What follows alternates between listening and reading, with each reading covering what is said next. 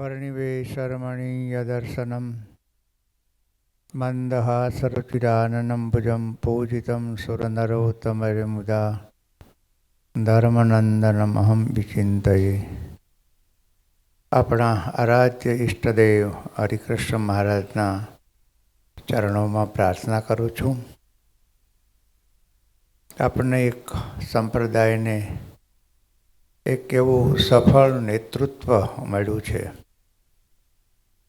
જેના માટે હમણાં સભા સંચાલકે બહુ મોટા આંકડાઓ આપ્યા છે. મને લાગે કે આ પણ એક સંપ્રદાયની એક ઐતિહાસિક તારીખો છે. આટલા સમયની અંદર આટલા મહાન કાર્યો જેમણે કર્યા છે, તો એ વ્યક્તિત્વ કેટલું મહાન છે ને એના આપણે સૌ કોઈ સાક્ષી છીએ. એવા આપણા સૌના ગુરુસ્થાને બિરાજમાન વડતાલ શ્રી લક્ષ્મીનારાયણ દેવ પીઠાધીશ્વર 1008 શ્રી આચાર્ય મહારાજ શ્રી રાકેશ પ્રસાદજી મહારાજના ચરણોમાં વંદન કરું છું.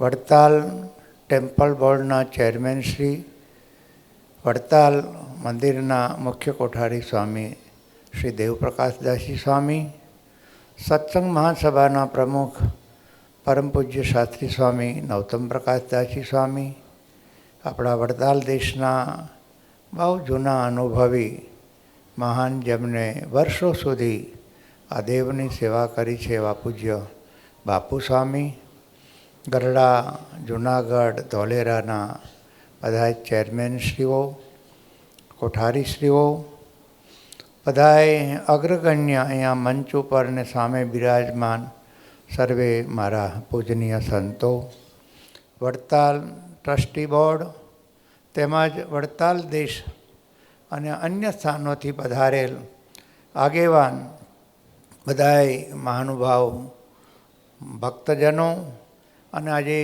વિશાળ રવિ સભામાં એક બહુ સારા ઉમદા નિમિત્તે આપણે સૌ કોઈ ભેગા થયા છીએ. તો બધાય સભામાં બેઠેલા ભક્તજનોને મારા હેતથી જય સ્વામિનારાયણ. સંપ્રદાય ખૂબ જ ભાગ્યશાળી છે, જેમનું ભાવિ પણ ઉજ્જવળ રહેલું છે, કારણ કે આપણને એક એવું નેતૃત્વ મળ્યું છે. મને આનંદ એ થાય છે કે મહારાષ્ટ્રીનો આપણે બધાએ ભેગા મળીને જન્મદિવસ ઉજવીએ છીએ, પણ મહારાષ્ટ્રીની અપાર કરુણા મને લાગે છે કે અહીંયા બેઠેલા આગેવાન સંતોના જન્મદિવસ હોય ને તો મહારાજ ગમે તેમ કરીને સામેથી યાદ કરીને બધા એને આશીર્વાદ પાઠવે છે. આ એક બહુ મોટી વાત છે ને એવું ભલું વ્યક્તિત્વ, જેમણે, હું તો દર વખતે કહું છું, આપણે કોઈ રઘુવીરજી મહારાજ કે વિહારલાલજી મહારાજ મોટા આચાર્યોના દર્શન નથી કરેલા, એની વાતો સાંભળી છે, પણ જે વાતો સાંભળી છે એને વાતોને પુરવાર કરનાર કોઈ આચાર્ય વિદ્યમાન હોય તો આપણા બધાયના સૌ કોઈના લાડીલા પ્રાણ પ્યારા આચાર્ય મહારાજ શ્રી રાકેશ પ્રસાદજી મહારાજ છે.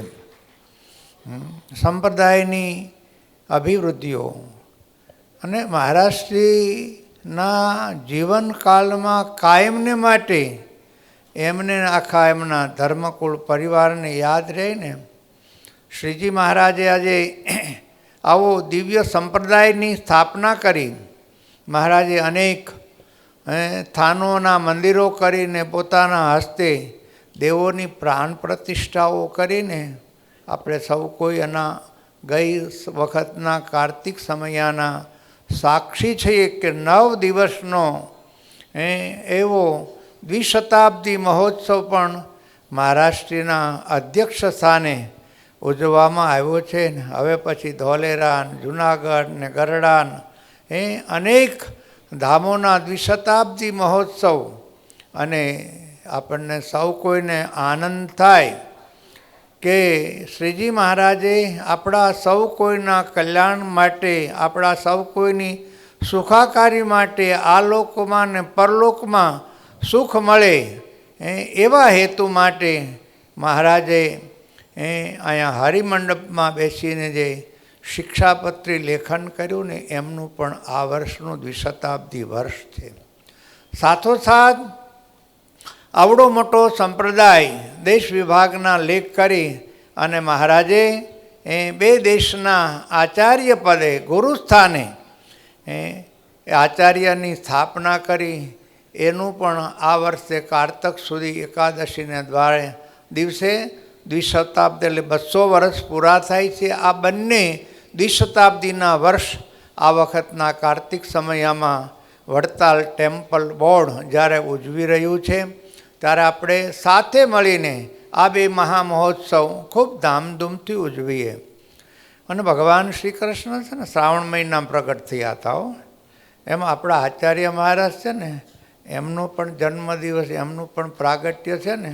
આમ તો તિથિ પ્રમાણે હું ન ભૂલતો હોય ને તો શ્રાવણ વદી છઠને દાડે ભગવાનનો જન્મોત્સવ પ્રાગટ્ય દિવસ છે. અને પૂર્વ સંધ્યાએ મહારાજશ્રીનો જન્મદિવસ પણ આ જ મહિનામાં થયો છે. આવા અનેક પ્રકારના સુયોગો થયા રહે છે.